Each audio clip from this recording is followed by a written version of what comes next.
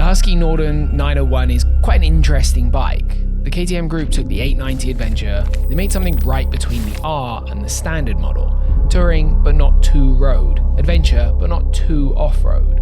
But in there, a ton of people wanted an 890 Adventure R, but not orange, and without the 1000 sharp angles that the KTM is styled with. I mean, it's a look, right? But then so is a mullet. Just, it's probably not for everyone.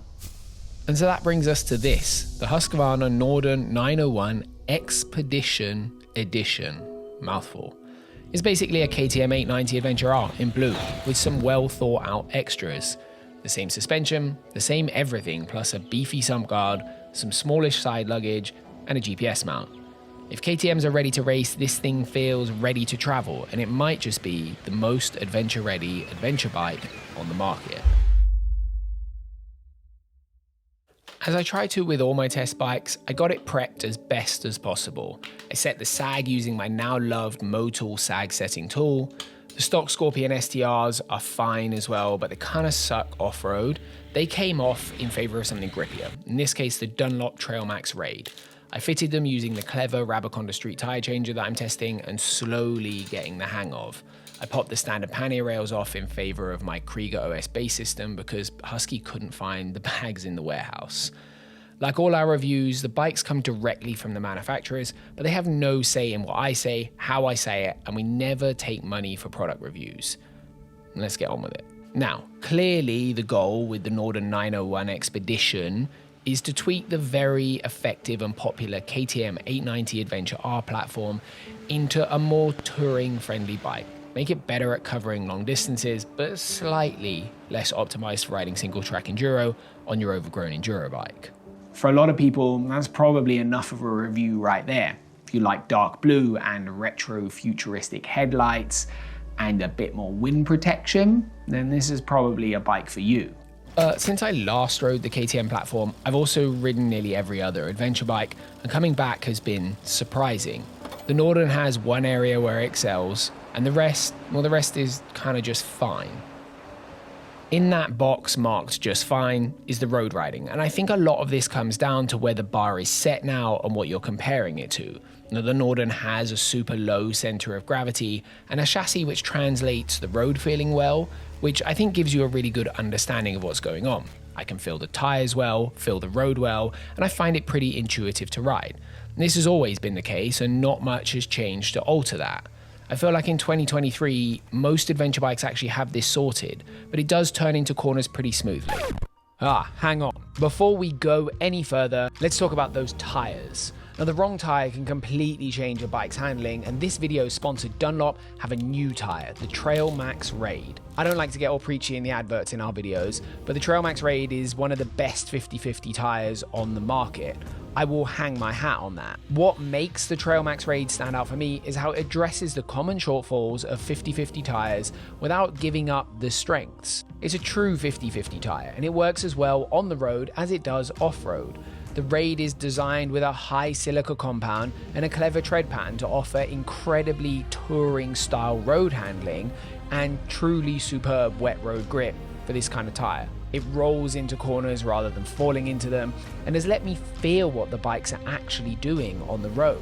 Add in the styling and block pattern links to the iconic 908RR rally-proven tyre and Dunlop's endless dirt bike tyre knowledge, and somehow it doesn't really feel like a street tyre off-road either. What you're left with is an adventure tyre that feels like a great 50/50 tyre in the dirt and a sport touring tyre on the tarmac. It's pretty unique. Alright, let's get back to talking about that road handling. It's a light handling compared to, say, a Desert X, but it is still a super capable little hustler. The suspension, however, well, it's pretty obvious that this is not a bike that's been optimized for riding hard on the road. Mostly, I noticed that the fork loves a big dive under hard braking. It's a long travel bike, and we need to temper expectations a bit, but don't be surprised when it drops through the stroke. Around midway through the travel, it kind of recovers and sorts itself out, but it does have a knock-on effect on the brake performance and some of the road handling performance. Want to amble around the back roads? Great. Want to rev it hard and go fast on a fast road? It's even better. However, I do think maybe now it lacks a little bit of pizzazz that some of the other bikes have, a little bit of character. However, as an all-round package, it is an incredibly efficient engine. It gets the job done, whatever that job is. The moment, and I mean the moment, the wheels touch dirt, it is a different beast. It's like a fire lights in the belly of the Norden, and suddenly the chassis and the suspension, everything makes sense. It comes alive, and every part of this bike feels in tune with itself. I would go as far as to argue that the chassis is probably still the best all-round chassis package of any adventure bike off-road that you can buy from the showroom floor. Maybe there's one contender. Now, I know those are bold words, but let me explain. For me, there are two things that make me say that. The first is how it feels to ride. It feels like a dirt bike.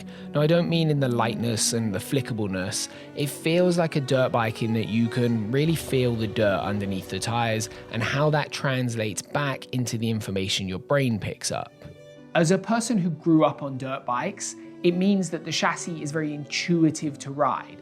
It gives me the same feedback that a dirt bike gives. I know where the grip is, I know how hard I can brake, I know how hard I can accelerate, and I know what the bike is going to do all of the time. And the second part is the suspension. Honestly, the suspension to this day still surprises me. The Explore fork on the Norden is a lowish spec dirt bike fork to the point that KTM and Husky Enduros don't come with it anymore.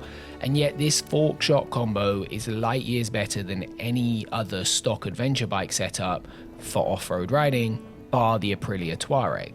That is pretty easy to describe. It basically just holds up in the stroke when you hit things. It's not magically sensitive, it hasn't got rally bike levels of performance, and it hasn't got elite level bottoming resistance. It's just doing what I think a decent off-road adventure setup should do. It's not scary ever.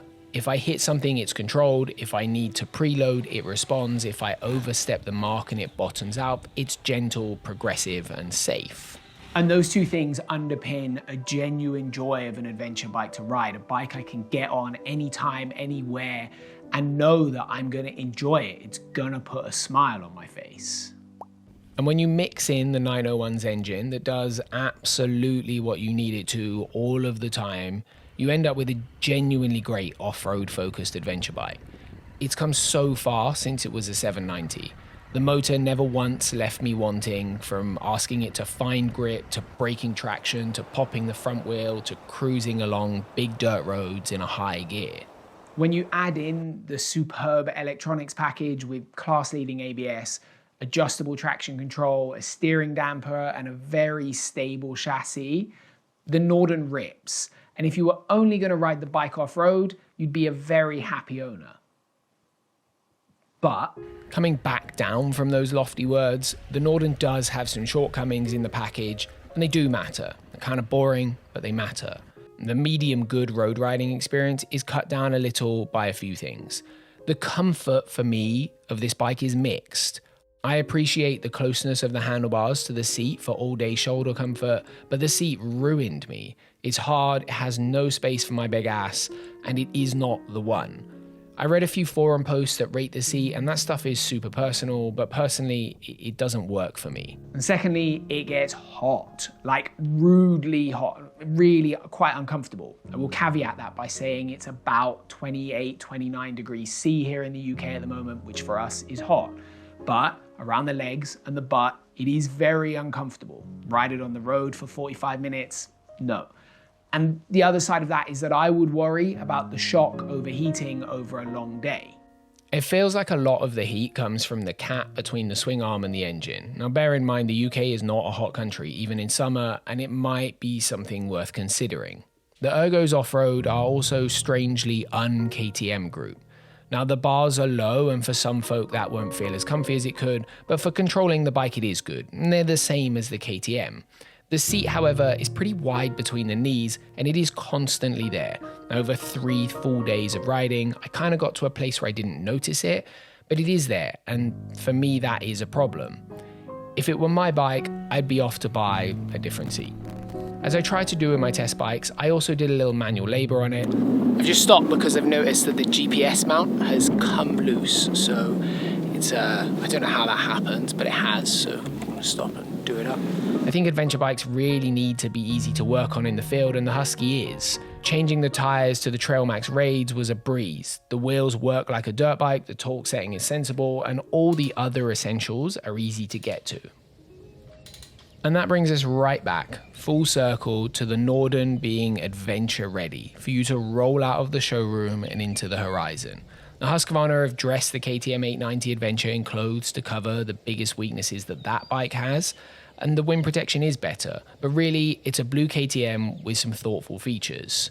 Including these kind of makes the Norden feel like pretty good value, despite costing £13,600 or whatever it costs, because you don't need to spend any more money. There's no tricks or hidden games here. You don't need crash bars, you don't need suspension upgrades. It already comes with a GPS mount and the cruise control package is included. There are always going to be the little touches, like a brake magazine graphics kit that you may want to purchase, but without question, you could jump on this bike tomorrow with a roll-top bag and have an incredible adventure.